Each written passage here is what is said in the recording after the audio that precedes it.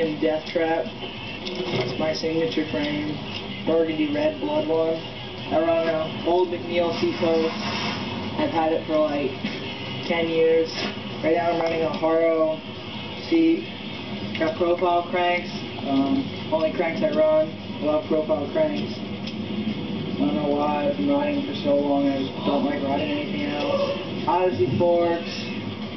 Laced with a Primo front rim. Shadow pegs.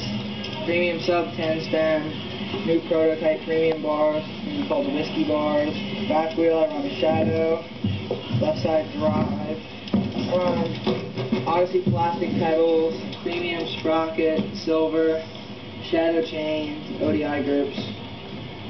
Frame geometry.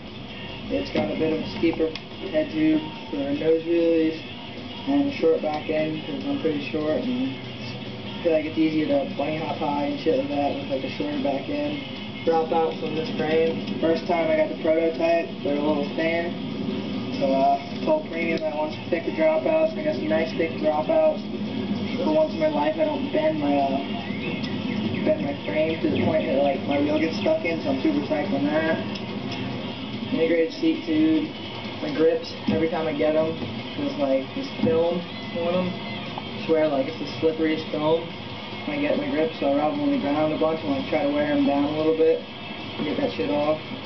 My pegs, heat, grinding. Probably should be rocking dropouts actually. For gearing, I run 2810, 28.9 actually. I run 28.9. It's equivalent to like 3010 I think, which is what I used to run. Primo Dirt Monster, laced with Tip Plus tubes, manual, ASM in the back, religious, always rocking that shit. Otherwise that's it. Good? Perfect.